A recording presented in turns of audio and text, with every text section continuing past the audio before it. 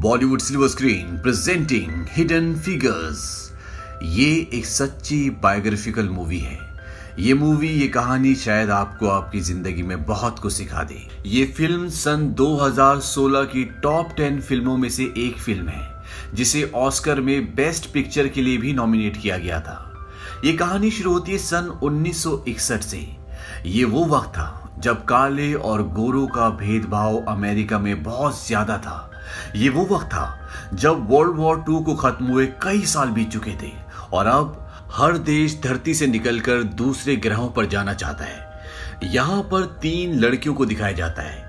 ये तीनों की तीनों अफ्रीकन अमेरिकन लेडी हैं। इनकी गाड़ी सड़क पर खराब हो जाती है और तभी वहां पर एक पुलिस की गाड़ी आती है। ये उससे डर जाती है क्योंकि इस वक्त अफ्रीकन्स की जो अमेरिका में रहते हैं उनकी कोई इज्जत नहीं होती। उन्हें बिना किसी गुनाह के भी जेल में डाल दिया जाता था।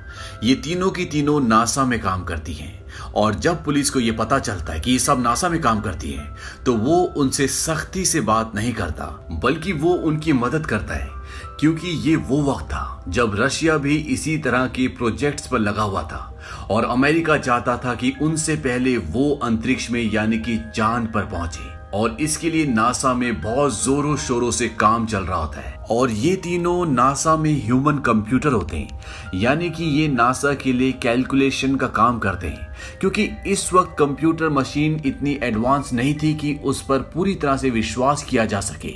इसीलिए नासा अपनी सारी कैलकुलेशन के लिए बाहर से लोगों को हायर करता था। इन तीनों में से एक का नाम कैथरीन जॉनसन होता है जो कि मैथमेटिक्स में बहुत शार्प होती है। दूसरी का नाम मेरी जैक्सन। मेरी एक इंजीनियर बनना चाहती है और तीसरी जो इनकी सुपरवाइजर भी है उसका नाम डोरथी होता है। वहीं नासा में ये दिखाया जाता है कि नासा का हर एक साइंटिस्ट इस बात पर काम कर रहा है कि कैसे किसी यान को पृथ्वी की कक्षा से बाहर भेजा जा सकता है, यानी कि अंतरिक्ष में भेजा जा सकता है।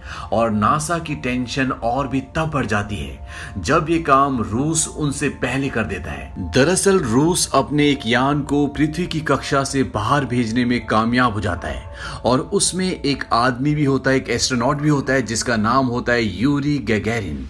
और ये इस दुनिया का पहला ऐसा इंसान था जो पृथ्वी की कक्षा से बाहर अंतरिक्ष में गया था और ये हुआ था 12 अप्रैल सन 1961 को। और अब अमेरिका भी एस्ट्रोनॉट्स एस्ट्रोनॉट्स को पृथ्वी की कक्षा से बाहर अंतरिक्ष में भेजना चाहता है। इसके लिए वो कई प्रयास भी करते हैं लेकिन वो सब के सब फेल हो जाते हैं। इनके जो यहाँ पर नासा के डायरेक्टर होते हैं उनका नाम होता है एल हैरिसन और वो चाहते हैं कि रूस से पहले अमेरिका चांद पर जाए, लेकिन इसके लिए इन्हें एक ऐसा यान बनाना होगा जो आराम से पृथ्वी की कक्षा से बाहर जा सके और उसी तरह से बिना किसी दुर्घटना के पृथ्वी पर वापस लैंड कर सके। अब एल हैरिसन को एक ऐसा एम्प्लॉय चाहिए जो एनालिटिक ज्योमेट्री में मास्टर हो और इन्हें ऐसा कोई एम्प्लॉय मिल नहीं रहा होता। पिछले 12 महीनों में ये ऐसे 12 लोगों को बदल चुके हैं और अब मजबूरी में कैथरीन को इन्हें इस डिपार्टमेंट में शिफ्ट करना पड़ता है। आज से पहले यहाँ पर सिर्फ गोरों ने काम किया है और कैथरीन ऐसी पहली ब्लैक लेडी है जो इस डिपार्टमेंट में काम करने के लिए आई है। जब वो अंदर जाती है उसके हाथ में एक बॉक्स होता है, तभी वहां पर काम करने वाला एक आदमी उसके बॉक्स के ऊपर डस्टबिन रख देता है क्योंकि उसे ऐसा लगता है कि ये सफाई करने वाली है। पर जब वो ये बताती है कि वो यहाँ पर काम करने के लिए आई है तो उसे सब के सब बहुत हैरानी से देखते हैं। इससे ये पता चलता है कि उस वक्त कालों और गोरों के बीच में कितना भेदभाव था, लेकिन अब कैथरीन इस डिपार्टमेंट का हिस्सा है। वहीं दूसरी तरफ मैरी को दिखाया जाता है कि अब उसे space capsule heat shield team के साथ काम करना है और इस टीम का काम होता है स्पेस कैप्सूल को सुरक्षित बनाना। स्पेस कैप्सूल उसे कहा जाता है जिसके अंदर एस्ट्रोनॉट बैठकर अंतरिक्ष में जाता है और जब कैप्सूल वापस धरती पर आता है तो धरती के वातावरण से फ्रिक्शन होने से उस कैप्सूल की हीट बहुत ज्यादा बढ़ जाती है और हीट शील्ड का काम होता है उस गर्मी को, उस हीट को कंट्रोल करना। लेकिन कई बार परीक्षण करने के बाद भी, कई बार डिजाइन बनाने के बाद भी वो उसमें कामयाब नहीं हो रहे होते। और जब मैरी अपने सीनियर के साथ उस डिजाइन को देखती है तो वो एक बार में बता देती है कि उसमें क्या कमी है। उसका सीनियर बोलता है कि इंजीनियर के दिमाग वाले को इंजीनियर ही होना चाहिए। मैरी बोलती है कि मैं एक निग्रो लड़की हूँ और मैं असंभव की उम्मीद नहीं रखती, क्योंकि यहाँ पर निग्रो लोगों को यानी कि ब्लैक लोगों को इंजीनियरिंग की डिग्री में एडमिशन नहीं दिया जाता। उसका सीनियर बोलता है कि मैं पोलैंड का एक यहूदी हूँ, मेरे माँ बाप को नाजी कैंप में मार दिया गया था और आज मैं यहाँ पर खड़ा होकर एस्ट्रोनॉट्स को सितारों की दुनिया में भेजने की कोशिश कर रहा हूँ। ये भी नामुमकिन से कम नहीं है। वो मैरी से बोलता है कि अगर तुम वाइट होती तो क्या तुम इंजीनियर बनना चाहती? वो कहती कि अगर ऐसा होता तो मैं आज इंजीनियर बन चुकी होती। वहीं डोरोथी जो यहाँ पर सुपरवाइजर का काम संभालती है, दरअसल वो ऑफिशियली सुपरवाइजर नहीं है। पुराने सुपरवाइजर के काम छोड़ने के बाद उसका सारा काम डोरोथी संभालती है, लेकिन उसे सैलरी सुपरवाइजर की नहीं मिलती और जब वो इस बात के लिए मिसेस मिचेल से बात करती है तो वो उसकी बात को ज्यादा सीरियस नहीं लेती। यहाँ पर डोरोथी को ये भी पता चलता है कि नासा में अब IBM कंप्यूटर आ रहा है और अगर एक बार वो एक्टिव हो गया तो उसके बाद यहाँ पर जितने भी लोग कैलकुलेशन करते हैं उन सब की नौकरी चली जाएगी। और वो ये बात कैथरीन और मैरी को लंच टाइम में बताती है, लेकिन साथ में वो ये भी कहती है कि इन मशीन्स को ऑपरेट करने के लिए कोई ना कोई इंसान तो चाहिए होगा और अब एक ही रास्ता है कि हमें इस काम को सीखना होगा। तभी वहां पर मिसेस मिचेल आ जाती है और वो मैरी को बोलती है कि जो तुमने इंजीनियर ट्रेनिंग के लिए एप्लीकेशन दी थी उसे हम एक्सेप्ट नहीं कर सकते क्योंकि तुम्हारे पास जरूरी डिग्री नहीं है। मैरी कहती है कि मेरे पास मैथमेटिक्स और फिजिकल साइंस की बैचलर डिग्री है जो अधिकतर इंजीनियर्स के पास होती है। मिसेस मिचेल कहती है कि लेकिन हमें इस पोस्ट के लिए यूनिवर्सिटी ऑफ वर्जीनिया की एडवांस कोर्स की डिग्री भी चाहिए और ये हमारे क्राइटेरिया में है। इसे मैं डिसाइड नहीं करती बल्कि नासा करती है। और ये कहकर वो वहां से चली जाती है। और अब अगर मैरी को ये पोस्ट हासिल करनी है तो उसे सारे डॉक्यूमेंट्स पूरे करने होंगे और जो सर्टिफिकेट उसे यूनिवर्सिटी ऑफ वर्जीनिया से मिल सकता है वो यहीं पर पास में एक हैम्पटन हाई स्कूल होता है, वहां से भी मिल सकता है, लेकिन वो स्कूल सिर्फ गोरों के लिए होता है। हालांकि ये लॉ ऊपर से नहीं होता, लेकिन इस कानून को कोई भी नहीं मानता कि वहां पर ब्लैक लोग भी अपने सर्टिफिकेट्स, डिग्री या एजुकेशन कर सकते हैं। इसीलिए आज तक हैम्पटन हाई स्कूल में कोई भी ब्लैक इंसान नहीं गया। लेकिन मैरी किसी भी हालत में वहां पर एडमिशन लेके अपने डॉक्यूमेंट्स पूरे करना चाहती है, इसीलिए वो कोर्ट में जाती है क्योंकि अगर जज ने उसे वहां से ग्रीन चिट दे दी तो उसे वहां पर एडमिशन मिल जाएगा। जज उसे कहता है कि तुमने एडमिशन के लिए पिटीशन दर्ज की है, लेकिन तुम्हें पता होना चाहिए कि हैम्पटन हाई स्कूल गोरों का स्कूल है। चाहे सुप्रीम कोर्ट कुछ भी कहे, लेकिन वर्जीनिया अभी भी काले और गोरों का रंग भेद करने वाला राज्य है। मैरी कहती कि मैं आपसे कुछ कहना चाहती हूँ। वो कहते कि आप अपने परिवार में पहले थे जो US नेवी में गए, आप पहले थे जो यूनिवर्सिटी गए और आप पहले स्टेट जज बने जिसे 3 गवर्नर्स ने चुना। जज कहता है कि आप कहना क्या चाहती हैं? वो कहती है कि इस दुनिया में जो भी इंसान पहली बार कोई पहला काम करता है तो उसे ये दुनिया हमेशा याद रखती है, चाहे वो चांद पर जाना हो या कोई और काम हो। वो कहती है कि आज से पहले कोई भी ब्लैक इंसान गोरों के स्कूल में नहीं गया और अगर मैं ऐसा करती हूँ और आप ये फैसला सुनाते हैं तो आपका नाम इतिहास हमेशा याद रखेगा। जज उसकी इस बात से इम्प्रेस हो जाता है और वो कहता है ठीक है, लेकिन तुम सिर्फ नाइट क्लासेस में जा सकती हो। और इस बात से मैरी को खुशी होती है क्योंकि अब वो नासा में इंजीनियर बन सकती है। वहीं दूसरी तरफ डोरोथी अब IBM मशीन को समझना चाहती है, उसकी प्रोग्रामिंग सब कुछ सीखना चाहती है ताकि वो उसे ऑपरेट कर सके। और वो इसके लिए लाइब्रेरी से बुक चुरा के ले आती है क्योंकि जिस लाइब्रेरी में वो बुक होती है वहां पर ब्लैक लोगों को जाना मना होता है। इस वक्त में ब्लैक लोगों के लिए बहुत ज्यादा रिस्ट्रिक्शन थी। बस में उनके लिए सीट्स अलग होती थी, उनके टॉयलेट्स अलग होते थे, वो हर जगह नहीं जा सकते थे जहां पर गोरे जा सकते थे। लेकिन अब डोरोथी के पास वो बुक है जिससे वो IBM मशीन को समझ सकती है और वो उसे पढ़ना शुरू करती है और साथ ही साथ वो जो सीखती है वो अपनी टीम को भी सिखाती है क्योंकि वो जानती है कि एक बार ये मशीन चलना शुरू हो गई तो यहाँ पर किसी भी ऐसे एम्प्लॉय की जरूरत नहीं होगी जो कैलकुलेशन करता है, क्योंकि IBM मशीन सब कुछ खुद ही कैलकुलेट कर लेगी। इसीलिए वो अपनी पूरी टीम को, जो उसके अंडर काम करती है, जो सारी फीमेल्स ब्लैक हैं और जिनकी जॉब जाने वाली है, वो उन्हें आईबीएम मशीन के बारे में पढ़ाना समझाना शुरू कर देती है। वहीं कैथरीन हैरिसन, जो कि यहाँ का डायरेक्टर है, उसके अंडर जो टीम होती है उसके साथ एनालिटिक ज्योमेट्री का काम करती है। लेकिन वहां पर उसके साथ बहुत भेदभाव हो रहा होता है क्योंकि वो अपने ग्रुप में अकेली निग्रो औरत होती है। उसके लिए कॉफी की केटल अलग से लगाई जाती है क्योंकि उनका स्टाफ नहीं चाहता कि जहां से कॉफी वो लोग पीते हैं वहां से कैथरीन भी पिए। साथ ही साथ कैथरीन को यहाँ से वॉशरूम 800 मीटर दूर जाना पड़ता है क्योंकि यहाँ पर जो वॉशरूम होता है वो सिर्फ गोरे लोगों के लिए होता है। लेकिन कैथरीन अपने काम में बहुत शार्प होती है। हालांकि उसे सारे डॉक्यूमेंट्स नहीं दिए जाते, लेकिन बावजूद इसके वो एक ऐसी कैलकुलेशन बोर्ड पर करती है जिसे देखकर सब हैरान हो जाते हैं। हैरिसन उसे अपने पास बुलाते हैं। वो कहते हैं कि तुमने ये सब कैसे किया। वो कहते हैं कि जो डॉक्यूमेंट्स आपने मुझे दिए उसके आधार पर ये पता चलता है कि आपके आज तक के सारे टेस्ट फेल क्यों हुए। आपका रॉकेट सब कुछ ठीक है, लेकिन कैप्सूल के भार को वो अंतरिक्ष तक पहुंचा ही नहीं सकता। हैरिसन बोलता है कि तुमने सब कुछ पता कर लिया इन डॉक्यूमेंट्स के आधार पर, जो पूरे भी नहीं है। वो कहते हैं कि इनमें सब कुछ लिखा हुआ है और वो हैरिसन को सब कुछ एक्सप्लेन करती है। हैरिसन को ये भी लगता है कि कहीं ये रूस की जासूस तो नहीं है, लेकिन उसे बताया जाता है कि ये रूसी नहीं है। इसके बाद हैरिसन ऑर्डर देता है कि इससे कोई भी बात नहीं छुपाई जाए, इसको पूरा डेटा बताया जाए। हालांकि उसके साथ के लोग नहीं चाहते, लेकिन हैरिसन किसी भी कीमत पर इस प्रोजेक्ट को पूरा करना चाहता है। लेकिन हैरिसन देखता है कि कैथरीन कई बार उठकर अपने डेस्क से चली जाती है और वो बहुत देर बाद आती है। और जब हैरिसन पूछता है कि तुम बार बार यहाँ से गायब क्यों हो जाती हो, वो कहती है कि मैं बाथरूम गई थी। हैरिसन बोलता है कि बाथरूम, वो भी 40 मिनट तक, क्या करती हो तुम वहां पर। वो कहते हैं कि यहाँ पर मेरे लिए कोई बाथरूम नहीं है। मेरा बाथरूम यहाँ से 800 मीटर दूर यानी कि आधा मील दूर है और वहां से आने जाने में मुझे 40 मिनट लग जाते हैं। और यहाँ तक कि हम लोगों को यहाँ से साइकिल ले जाने की भी इजाजत नहीं है।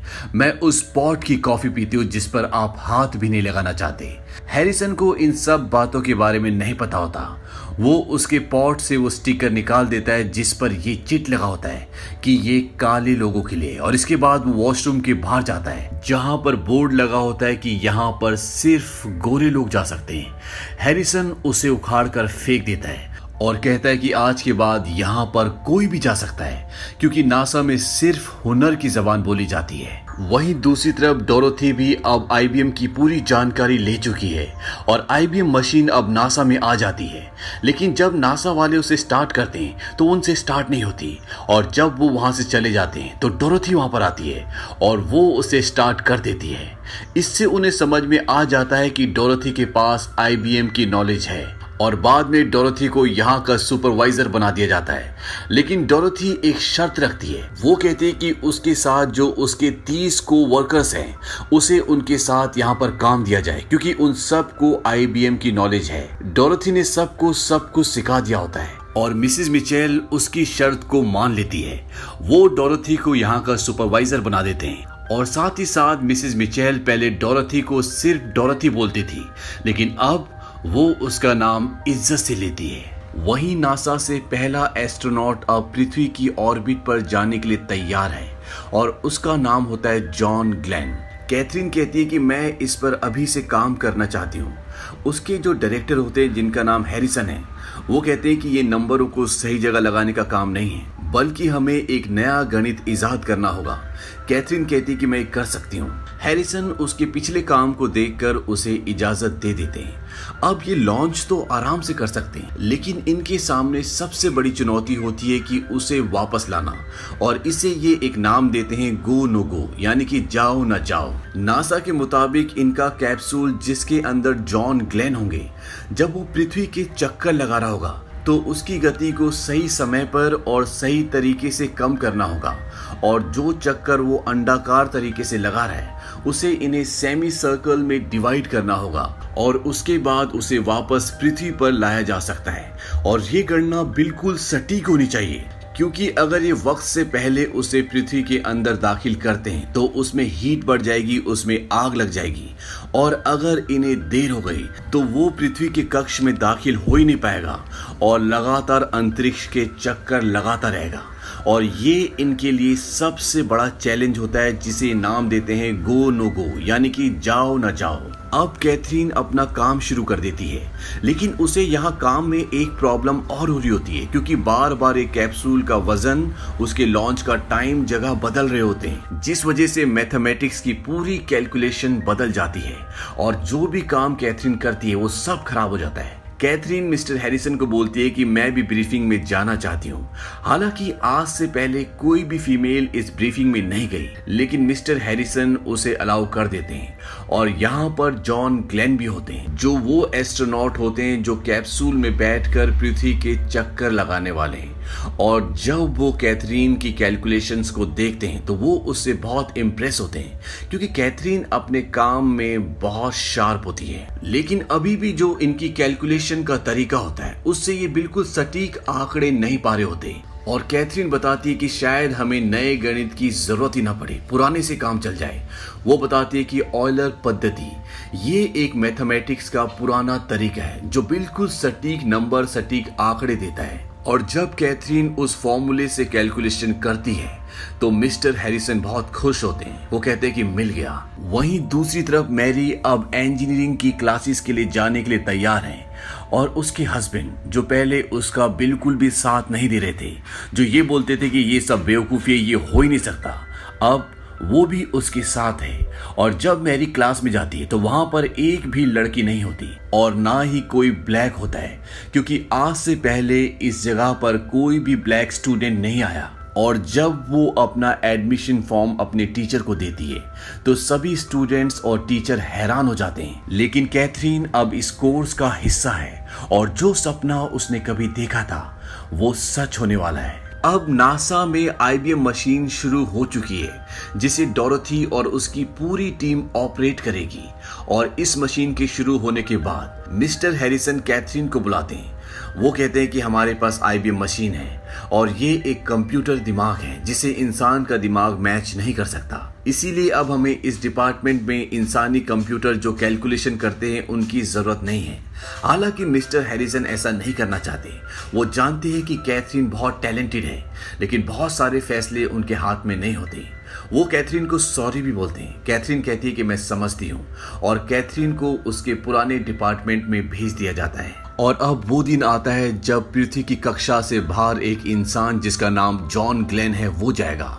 लेकिन जब ये लैंडिंग की गणना उसकी कैलकुलेशन को चेक करते हैं जो IBM मशीन से मिली होती है, तो वो कल के मुकाबले आज बिल्कुल अलग होती है। इस बात से मिस्टर हैरिसन परेशान हो जाते हैं, क्योंकि अगर कैलकुलेशन बिल्कुल सटीक नहीं हुई तो ये लॉन्च नहीं कर सकते, जिसका पूरा दुनिया इंतजार कर रही है। मिस्टर हैरिसन जॉन ग्लेन को कॉल करके बताते हैं कि कल के मुकाबले नंबर आज अलग हैं। जॉन ग्लेन कहता है कि वो लड़की जिसका नाम कैथरीन है, अगर वो बोल दे कि नंबर सही है तो मैं जाने के लिए तैयार हूँ, क्योंकि मैं जानता हूँ उसका दिमाग तेज है, वो अपने काम में शार्प है। और मिस्टर हैरिसन जो उनके पास आंकड़े होते हैं उसे चेक करवाने के लिए कैथरीन के पास भेजते हैं। कैथरीन उसकी पूरी कैलकुलेशन करके मिस्टर हैरिसन के पास जाती है और उसकी कैलकुलेशन के आधार पर अब लॉन्च हो जाता है। और कर्नल जॉन ग्लेन, जो कि एक कैप्सूल में जिसका नाम फ्रेंडशिप 7 है, उस पर बैठकर पृथ्वी के चक्कर लगा रहे। वो अंतरिक्ष में है और वो पहले अमेरिकन बनते हैं जो ऐसा करते हैं। और ये दिन होता है 20 फ़रवरी 1962। लेकिन जब वो वापस पृथ्वी पर आते हैं तो एक पल ऐसा भी आता है जब उनका कैप्सूल रडार से गायब हो जाता है। नासा के सभी एम्प्लॉयज परेशान हो जाते हैं, लेकिन कुछ ही देर बाद वो दोबारा से रडार में आ जाते हैं और इस तरह से नासा का ये प्रोजेक्ट, ये मिशन पूरा हो जाता है, जिसमें कैथरीन का बहुत बड़ा हाथ होता है। और इसी वजह से कैथरीन को उसकी पोजीशन वापस मिल जाती है, यानी कि वो मिस्टर हैरिसन के साथ उसी डिपार्टमेंट में काम करेगी जहां पर उसने इस पूरे प्रोजेक्ट में काम किया होता है। और साथ ही साथ डोरोथी, जो कि अब एक सुपरवाइजर है, और मैरी, जिसने अब इंजीनियरिंग की डिग्री हासिल कर ली है और वो अब नासा में इंजीनियर है। साथ ही साथ अपोलो 2 मिशन, जो कि चांद पर जाने का मिशन होता है, उसमें भी कैथरीन ने एक बहुत बड़ा योगदान दिया था और सन 2016 में नासा ने कैथरीन जी जॉनसन के नाम से एक कंप्यूटेशनल बिल्डिंग बनाई, जो कि उनके काम को देखते हुए उन्हें सम्मान दिया गया था। और 97 की एज में कैथरीन को the presidential medal of freedom के अवार्ड से सम्मानित किया गया। तो इस तरह से इन 3 फीमेल्स ने उस वक्त, जिस वक्त कालों और गोरों का इतना बड़ा भेदभाव था, इन तीनों ने अपने टैलेंट से न केवल उन सबको काले और गोरे का भेदभाव भूलने पे मजबूर किया, बल्कि उन सबको इन्हें सम्मान भी देना पड़ा। इससे हमें ये पता चलता है कि अगर इंसान के अंदर टैलेंट है तो पूरी दुनिया उसे सलाम करती है। लेकिन किसी भी काम में टैलेंट सिर्फ सोचने से नहीं आता, वो मेहनत करने से आता है, फैसले लेने से आता है, जिंदगी से लड़ने से आता है। और अगर किसी के अंदर टैलेंट है तो ये दुनिया चाहकर भी उसे नकार नहीं सकती, क्योंकि टैलेंट ही एक ऐसी चीज है जो इस दुनिया में अमीर गरीब, ऊंच नीच, पढ़ा लिखा अनपढ़, इन सब को मिटा देती है। तो ये थी कहानी हिडन फिगर्स की। ये फिल्म सन 2016 में रिलीज हुई थी, जिसकी IMDb रेटिंग है 7.8। इस फिल्म का बजट था $25 मिलियन और बॉक्स ऑफिस पर इसने कमाई की थी $236 मिलियन की। उम्मीद करते हैं कि ये कहानी आपको पसंद आई होगी।